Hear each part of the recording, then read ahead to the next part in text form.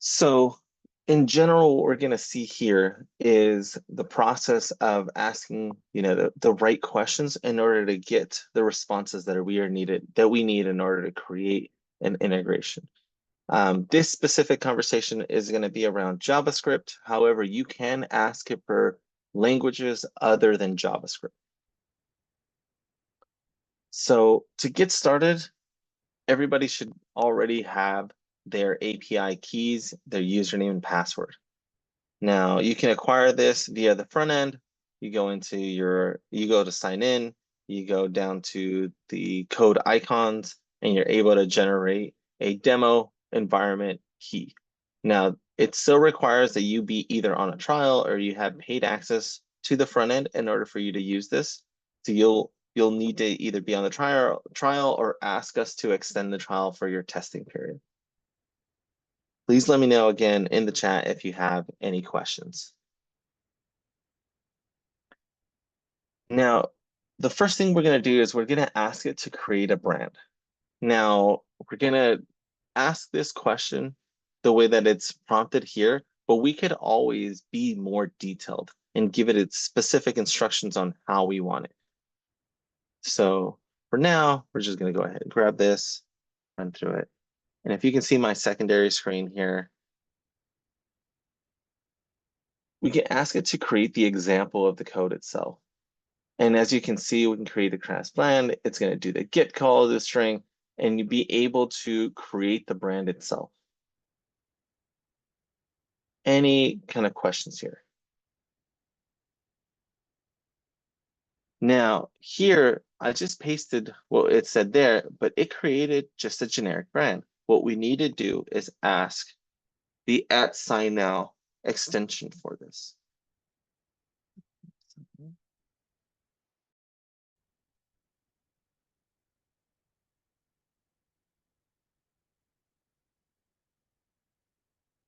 And now we get a little bit more details on the test brand being created and how the response back is going to give us something of the brand ID. Any questions here?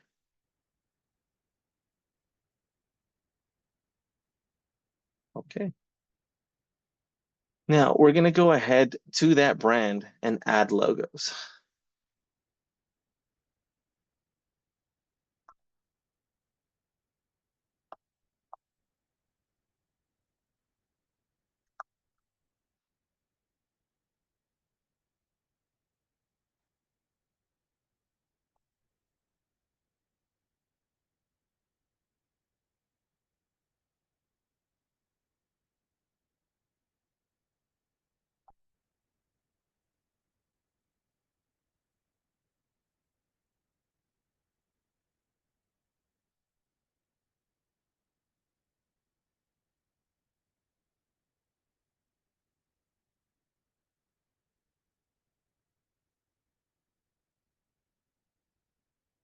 And as you can see here, the more detailed we are, the longer it'll take to think and try and give us a response that's going to be valuable for us. Something to note here is the brand itself has different parameters that are optional and some that are not optional. But in general, you can kind of see the generic set of options here, hide the panel, customize the welcome message that shows up, and things along those lines. But we can see here, right, we're using the bearer token, which we should already have, to the brand to create the brand, and then be able to update the brand itself, either renaming or the other settings that are there. So we get something that's usable and that can be copied and pasted into our environment. Now, we've got the brand resources, we can change the logo, we've got our generic feedback for what we're going to be doing via JavaScript to generate the email resources. It really does give us something that we can copy and paste, or we can piecemeal to get the actual result we want. With brands, these are one-time API calls that once you set them up and you get them to your liking, you don't really need to use the setup process again. However, applying the brand can be done in a couple ways. Now, we can apply the brand to the document itself, which means every time that we are going to send an invitation out, before we send it out, we would apply the branding to it. We can apply the branding to the organization so that everybody within the organization has access to this brand. So that's also an option. The option that I like the most is applying the brand to the API key itself, meaning anytime we use a specific API key to send and it has a brand applied to it, it'll automatically apply the settings of the brand that are associated with that API key to the person or to the invitation that we're sending out, whether that's an individual invitation or a document group invitation. Perfect. And then I believe that's the next part is assigning the brand. I jumped a little bit ahead there, but assigning the brand, there's a couple ways to go about it. Like I mentioned, you could ask SignNow how do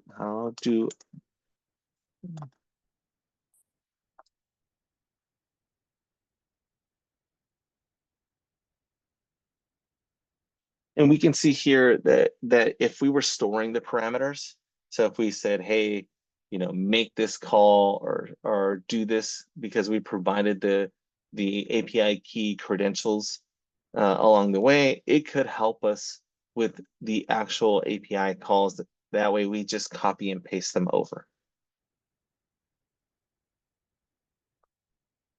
So while it's thinking there, and it could be a little slow because of my laptop itself as well. It's just time for a new one. But we can kind of see here, like the title of the brand name, and then assigning it to it. And we can see the API call itself with the endpoint that we're going to be using. So, and then we've got reference guides, which these will not always show up, but the reference guides will take you to our documentation site, and that's docs.signnow.com. Well, you'll see all the generic information of how to accomplish things, and we do have guides there that do walk you through completing specific processes that will be able to assist. But in general, asking a very specific question of how to do something will give you the result that we see here. So we're able to assign a brand, and we're able to move forward that route.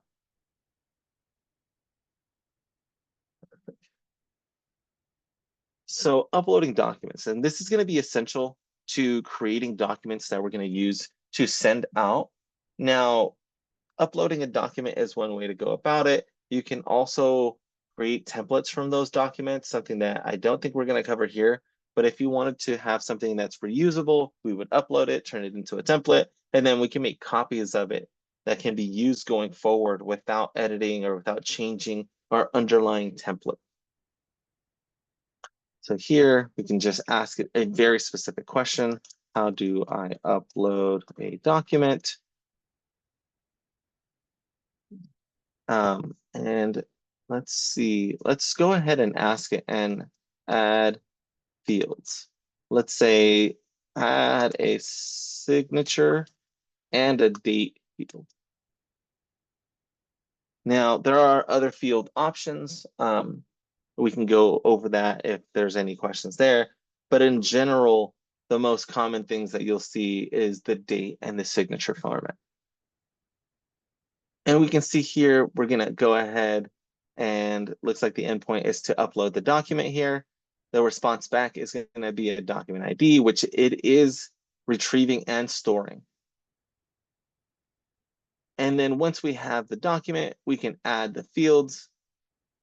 And then we have the endpoint, which is going to require that document ID that was constructed before and be able to put those. So if we're looking at this now, looks like we're adding a signature field that is going to be required to the signer one role on page 1, which is page 0. And then the location is 100x and then 150y, and then the size of the field itself. So pretty straightforward from that point of view. But we can see here that we added a date validator, which something that I did not tell it to do, that is not required for the date. So these portions up here are required. The date label helps identify the field itself for whoever's filling it out. The validator is something that's new, and we can ask it to do a validator for a specific date value type. Right here, it looks like we have the US value of day, month, year, but if we had kind of a European value that we wanted to use, or maybe military time, there are some options there to include the time along with the date. Really intuitive if you've got the right path going forward on how to ask the questions. Perfect. And I'm gonna speed through a little bit of these because we're at the halfway mark, and I just want to be able to get to a Q&A. So adding fields and assigning roles, we kind of ran through that here. If we wanted to have 2 signers, or if we wanted to have signature location in a specific place on the document, there's some options there. We can also skip this completely by uploading a document that has text tags on it and uploading it to the text tags endpoint, something that you can see within our documentation on how to do. But you can see that we can specify who the signers are going to be, so this role name, and we can specify where the fields are going to be and who's going to be assigned to which field, so we can have more than one signer. So really, really helpful there. And then we can create a document group. For the purposes of this, we're not using the document group, but you can create multiple documents. Let's go ahead and ask it. Let's see. How do I create a document group with 2 documents?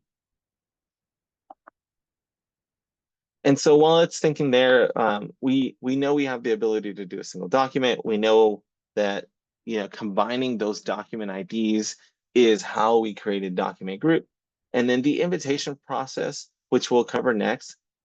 If you can do it for a document, you can do it for a document group. It's a little more complex as you are defining multiple documents and the order and who's signing which portion of it, of which roles.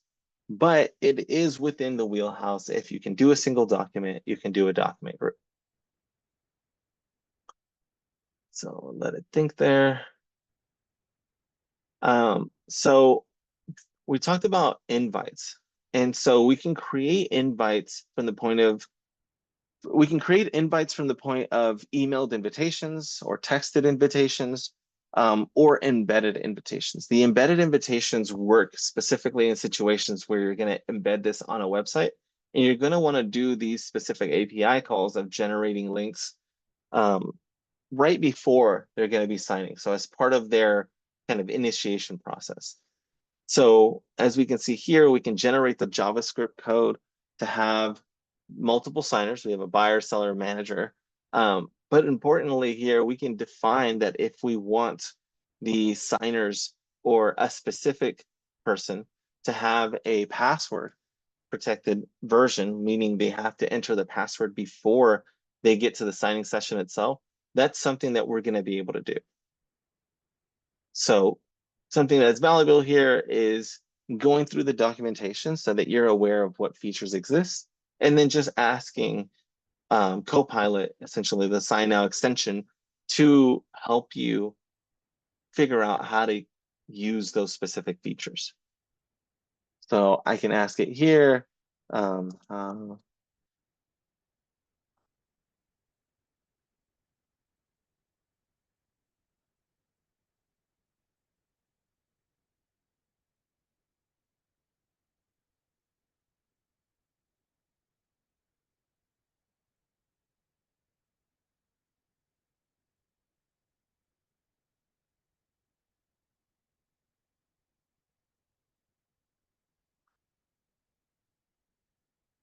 So let it think there. In general, that's going to give you the information that you want if you've got that specific question. Let's see, and we're getting close to kind of the end here, but I wanted to take a quick second before we talk about how to create this specific links for each signer. Do we have any questions here? Is there something that we wanted to cover that isn't being covered so far? Can go ahead and add that to something to cover towards the end.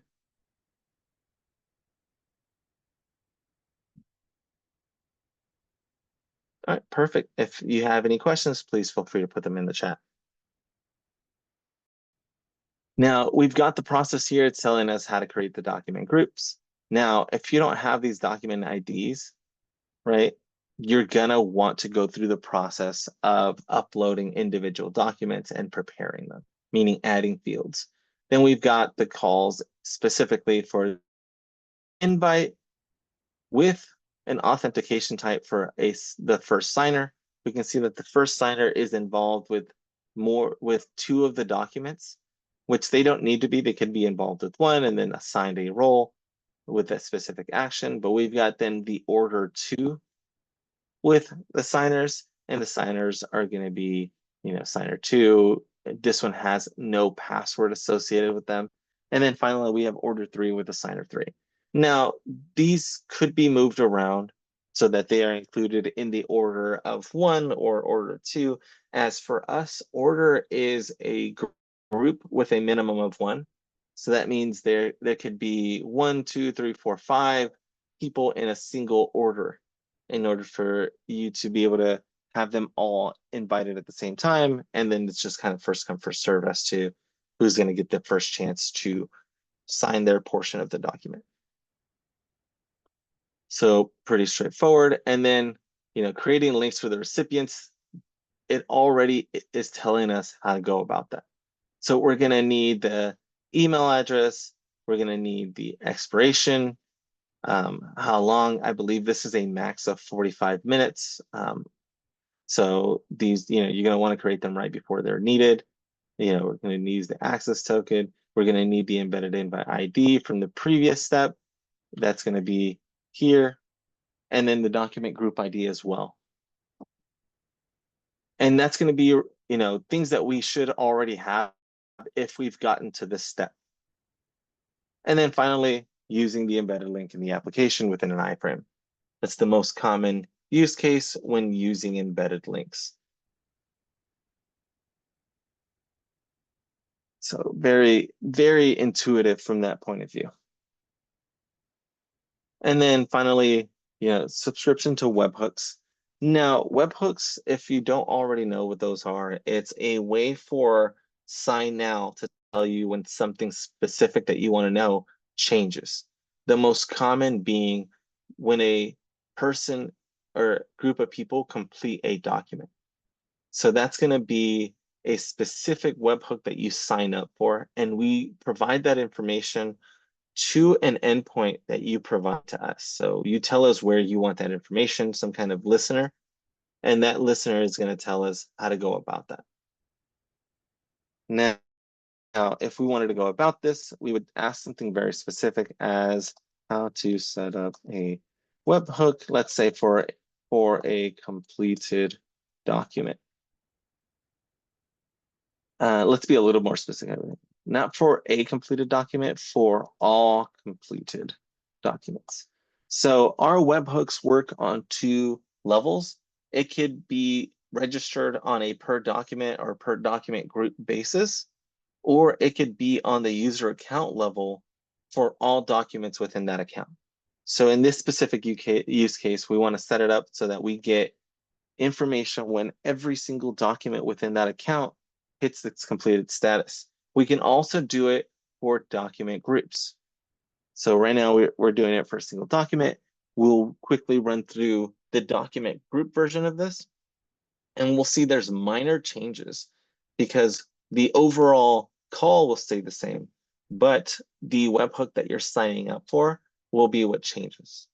And so something to keep in mind here that seems to come up often is we use something called an entity ID, and that entity ID can be a document group or a document, or if you're using it on the user level, it'll be the user ID instead of a reference to a document or a document group.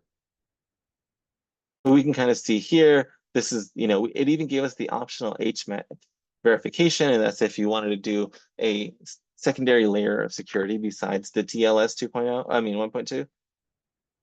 So really straightforward. So replace, and then bulb script write. It's giving us both examples, the single document or document group, and also the user level that I was talking about earlier. So the user level uses your user ID, and it's giving you very specific information. Now, if you wanted to grab your user ID, you can always ask it, hey, how do I, find my user ID? It'll give you the API calls to do that. So really, really intuitive from that point of view. And then setting up the listeners and the payload response time that it's going to give you. Any questions here as we start to wrap up with our last 5 minutes? And then finally, downloading the completed document. The downloading of completed document or document groups is going to be slightly different, as the document groups version has more options on how you get that information. So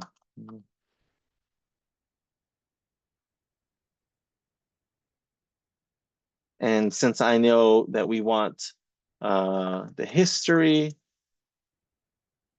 we can do that. Now, in our case, document groups and the documents within them can be downloaded individually by doing a download document on the specific document within the document group, or you can download everything that's associated with it.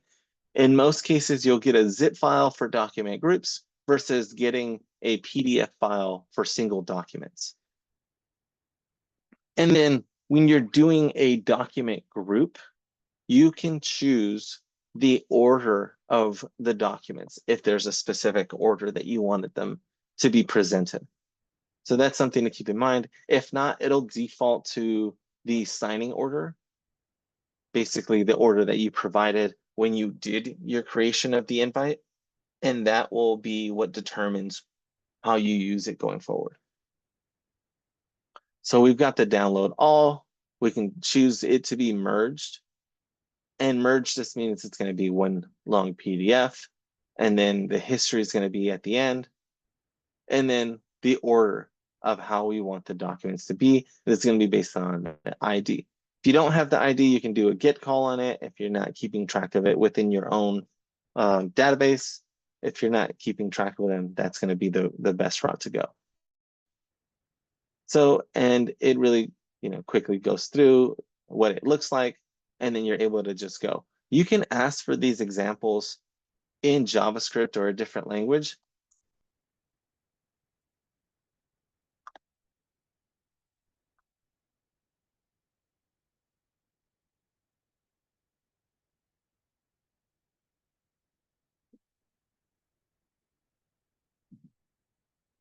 And it gives you the exact payload and how to go about that route.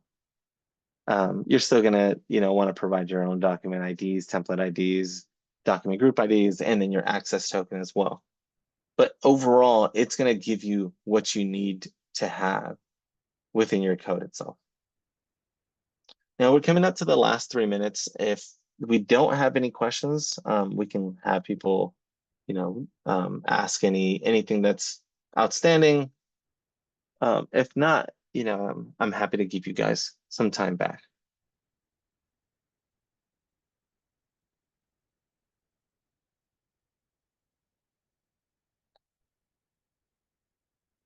So it looks like I do have. So the SignNow extension, we're going to provide the documentation of how to go about it. But basically, if you go to, there's a couple ways to go about it, but the easiest way is going to be to go to your GitHub account, go to Copilot, and find the extension from there. So just SignNow, and that's going to give you the information of how to go about it. That's what you're seeing here on my side. Now, the other option is once you have it installed here, you can also have it installed inside your IDE, so your preference for coding. I have it installed inside Visual Studio Code. And that's where I use most of my testing. But what we see here can be a little cleaner and faster, just because depending on your IDE, it could get cluttered and it could be draining some resources.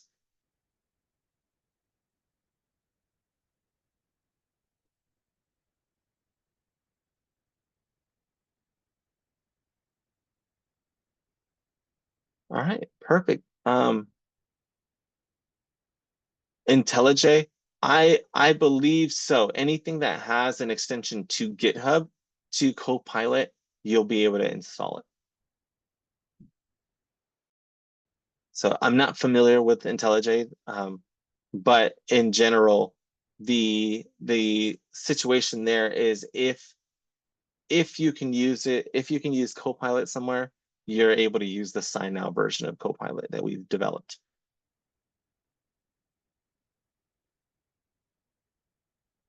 Perfect. I'll be staying a little bit extra. If you have any additional questions, please feel free to type them in the chat. If not, thank you for joining me today, and my email was provided in the chat. So if you have any additional questions, please feel free to reach out.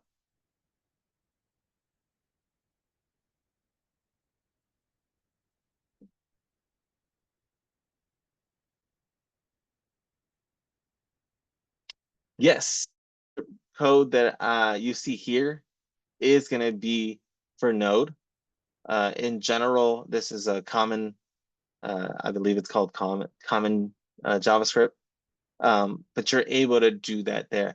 Now, if you wanted to do it for like a specific node ability, like this is using fetch, but if you were using something else, you just needed to specify how you want that code. So that, that's a good question, Fernando.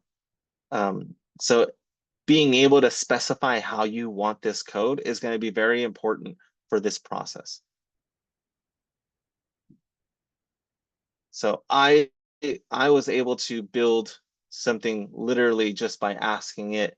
So you can see the node here, like, and this is covering a little extra, but the questions was like to create a React front end with a back end for a single invite, one signer, just wanted to keep it simple. And it gave me the code that I needed. But then it also gave me instructions on what to do step by step to move the code over to have a working application. So and of course, like it's going to give you the the bare minimum of how to go about that. But in general, you're going to be able to copy and paste most of this, and then obviously some coding experience to let you know when something isn't working as expected. So it's pretty straightforward. In the end, I was able to use this to do the entire installation, giving the error codes even when I knew what the answer was, just to test everything out. All right, perfect.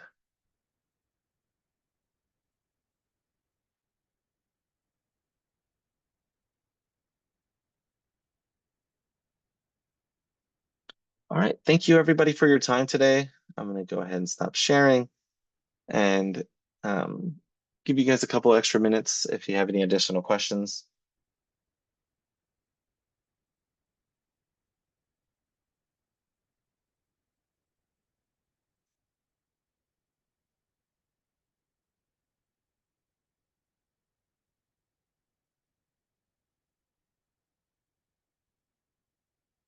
All right, perfect. In that case, thank you everybody for joining me today. Again, please feel free to reach out if you have any questions, and we can go about making sure I get you the correct information. Thank you for your time.